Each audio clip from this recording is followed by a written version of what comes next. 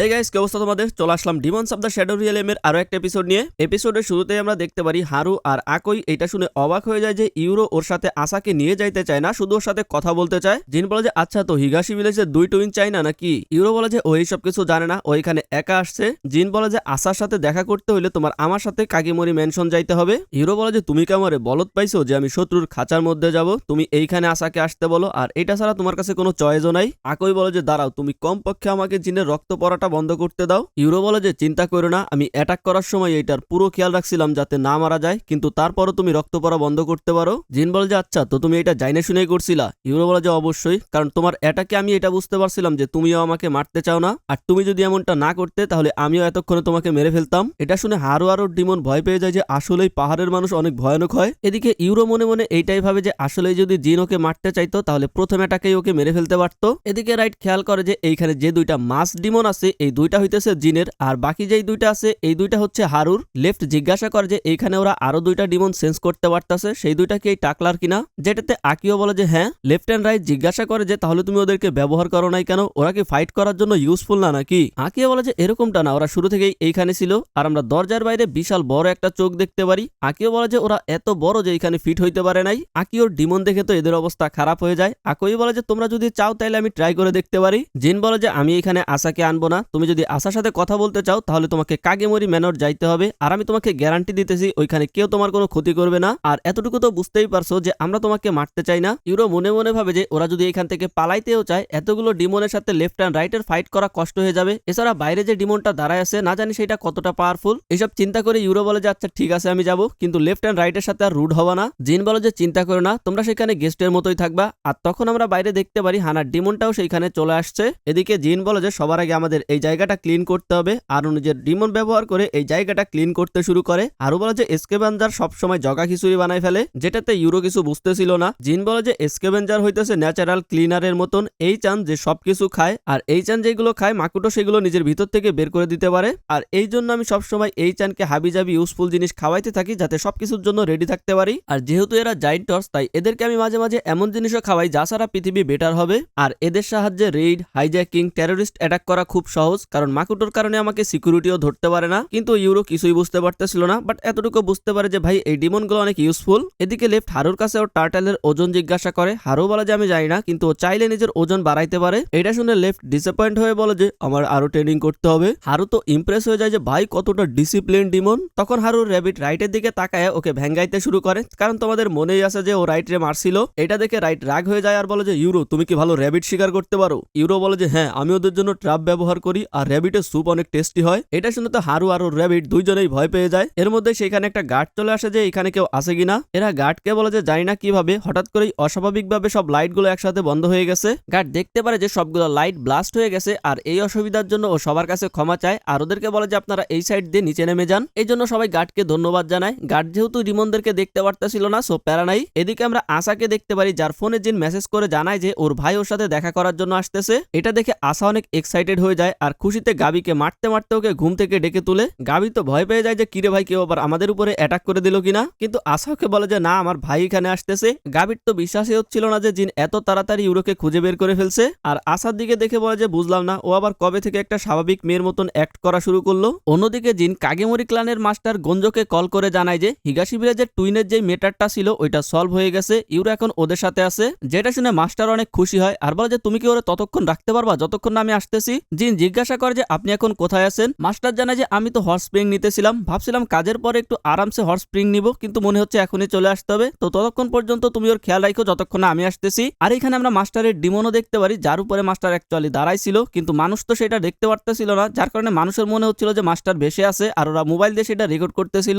এদিকে আমরা দেখতে পারি যে এরা সবাই কাগেমরি রেসিডেন্সিয়াল এরিয়ায় পৌঁছায় যায়, কিন্তু ভিতরে ঢুকে লেফট অ্যান্ড রাইট কোনো ডিমন্সের প্রেজেন্ট ফিল করতে পারতেছিল না। যেটাতে রাইট জিনের কাছে জিজ্ঞাসা করে যে আমি তো শুনছিলাম কাগেমরি ক্লানের কাছে অনেক ডিমন আছে, তো আমরা তো এখানে কোনো ডিমনের প্রেজেন্ট ফিল করতে পারতেছি না। জিন জানায় যে আমরা এখনো ভিআইপি এরিয়ার মধ্যে প্রবেশ করি নাই, আর ওইখানে যেহেতু ব্যারিয়ার আছে তাই ওইখানে থাকা ডিমনদেরকে তোমরা এখান থেকে ফিল করতে পারবা না। এরপরই আমরা সামনে আরো একটা গেট দেখতে পারি যেটা অ্যাকচুয়ালি ভিআইপি এরিয়ার গেট, আর যখনই ওরা গেটটা ক্রস করে তখনই লেফট অ্যান্ড রাইট ফিল করতে পারে যে আশেপাশে ডিমন্স দিয়ে ভরা, আর এত ডিমন যে ওরা কাউন্ট পর্যন্ত করতে পারতেছিল না। এদিকে গাবির ডিমনও ফিল করে বুঝতে পারে যে ইউরো এখানে চলে আসছে, আর ওইটা জানায় দেয়। যেটা শুনে তো আশা অনেক খুশি হয়ে যায়। যায় আর গাবিকেও সাথে যাইতে বলে। গ্যাবি বলে যে আমি ওই মানুষটার সাথে দেখা করতে চাই না যে আমার বডিতে 2টা ছিদ্র করে দিছে। আসা বলে যে আচ্ছা ঠিক আছে তাইলে। আসা ওইখান থেকে একাই বের হয়ে যায় আর গ্যাবি আবারও শুয়ে পড়ে। অন্যদিকে আমরা হানার ডিবনকে দেখতে পারি যে সেই ভিআইপি গেটের সামনে এসে দাঁড়ায় আর অন্যদিকে কোতেৎসু ওর লোকেশন দেখাইতেছিল। হানা আর ডেরা দেখতে পারে যে এইটা তো কাগেমোরি residential area.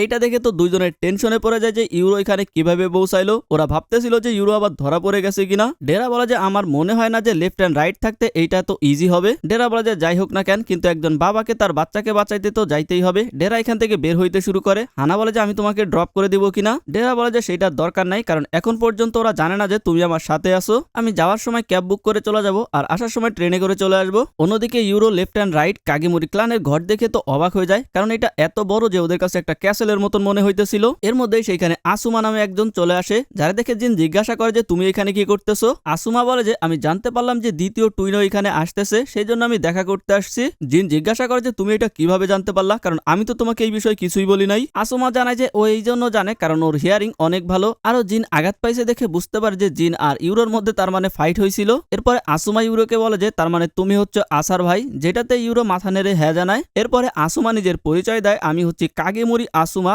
Nice to meet you. এর মধ্যে সেখানে আসা ভাই বলে দৌড়ায় চলে আসে আর কাছে এসে জিজ্ঞাসা করে যে ভাই তুমি মরো নাই, তুমি বেঁচে আসো। ইউরো বলে যে এইটা কোন ধরনের প্রশ্ন। আসা বলে যে আমি কি তোমাকে হাক করতে পারি। ইউরো বলে যে একদমই না। আসা বলে যে মাফ করে দিও, আসলে আমি জানি না যে আমরা কতটা ক্লোজ। ইউরো বলে যে আমিও জানি না আর এইখানে আমি কোনো বন্ধুত্ব করতে আসি নাই, এইখানে আমি তোমার কাছে কিছু প্রশ্ন করতে আসছি। আসা বলে যে আচ্ছা ঠিক আছে তাইলে আপনার যত ইচ্ছা প্রশ্ন করেন, আমি সবকিছুর উত্তর দিব, কিন্তু আপনার প্রশ্ন শেষ হয়ে যাওয়ার পরে কি আপনি আমাকে হাক করতে দিবেন। ইউরো বলে যে এইটার জন্য আমি তোমার আগেই না করছি। আসা বলে যে যখন আপনি রাগ করেন তখন আপনাকে আরো জোশ লাগে। ইউরো বলে যে আমার কথা বাদ দাও আর জিনের দিকে ইশারা করে বলে যে ওর দিকে নজর দাও কারণ ওর আঘাত লাগছে। আর আসা মাত্র খেয়াল করছে যে জিন আঘাত পাইছে, মানে ভাই নিজের ভাইকে দেখে ওর আশেপাশে আর কিচ্ছু খেয়াল নাই। আসা তাড়াতাড়ি জিনকে নার্সের কাছে যাইতে বলে। আসুমা বলে যে জিনের কন্ডিশন যদি ঠিক না হয় তাহলে আমি ইউরোকে ঘর দেখাই দেই। আর আসুমার কথা শুনে আসা মাত্র খেয়াল করে যে ওইখানে আসুমাও দাঁড়ানো আছে, যেটাতে আসুমা আসাকে বলে যে তোমার ভাইয়ের সাথে তো তুমি দেখতেছে যে আশেপাশে আর কিছুই খেয়াল করতেছো না। জিন বলে যে ইউরো আমাদের গেস্ট আর আমি ওর খেয়াল রাখতে পারবো, এখানে তোমার কোনো দরকার নাই। এটা শুনে আসুমা এখান থেকে চলে যায়। এরপরে জিন আকিওরে গেটের বাইরে পাহারা দিতে বলে যাতে কেউ ভিতরে আসতে না পারে আর ইউরোকে বলে যে তুমি আমার সাথেই থাইকো যাতে তোমার উপরে কোনো বিপদ না আসে। এরপরে আমরা দেখতে পারি জিন নার্সের কাছে চিকিৎসা নিতেছে। নার্স তো এটা জেনে অবাক হয়ে যায় যে একটা ছোট বাচ্চা জিনের উপরে অ্যাটাক করছে, কারণ এদের এখানে ছোট বাচ্চারা তো হাতিয়ার ইউজ করতেই পারে না। ইউরো ওদেরকে জানায় যে পাহাড়ের সব বাচ্চাই হাতিয়ার ব্যবহার করতে পারে, যেটাতে আসাও হ্যাঁ বলে। যেটাতে হারু মনে মনে ভাবে যে দুই সিবলিংস তো দেখতেছি সেম, দুইটাই মারাত্মক। এরপরে জিন আসার যেই রক্ত নিছিল সেটা নার্সকে দিয়ে দেয়। এটা দেখে ইউরো বলে যে ভালো কথা, তুমি এই রক্ত কিভাবে বের করছো, কারণ শুধু ইভিল স্পিরিটই আছে যারা বাচ্চা থেকে রক্ত চুষে নেয়। যেটাতে আসা ওরা জানায় যে এটা কোনো ইভিল স্পিরিটের কাজ না, মডার্ন টেকনোলজির মাধ্যমে ওরা মানুষের বডি থেকে এইভাবে রক্ত বের করতে পারে। ইউরো জিজ্ঞাসা করে যে এই সব কিছুকে ম্যাজিকের মাধ্যমে। নার্স ওরে একটা সিরিঞ্জ দেখায় বলে যে না, এইটার মাধ্যমে খুব সহজে বের করা যায়। আসা ওরে বলে যে এটাতে ব্যথাও পাওয়া যায় না আর একজন প্রফেশনাল এই কাজটা করে। এইটা শুনে তো ইউরো অবাক হয়ে যায় আর জিজ্ঞাসা করে যে এই মেশিন কিভাবে কাজ করে আর এটাতে আসার কোনো ক্ষতি হয় না। আর মনে মনে ভাবে যে এটা কি লোক ভাই, একটু আগেই যে একজনকে মাইরে ফেলতে যাচ্ছিল আর এখন ওর কাছে একটা মানুষের বডি থেকে রক্ত বের করা ওয়াকওয়ার্ড মনে হচ্ছে। আসা জানে যে কাগেমোরি ক্লান আমারে অনেক খাওয়ায়, সো আমার কাছ থেকে একটু রক্ত নিলে এটাতে কিছুই হয় না। এরপর বলে যে এখন কি আমি তোমাকে হাক করতে পারি। ইউরো বলে যে একদমই না, আর তুমি এত বড় কেমনে। আসা তো এরকম ছোট কিউট ছিল।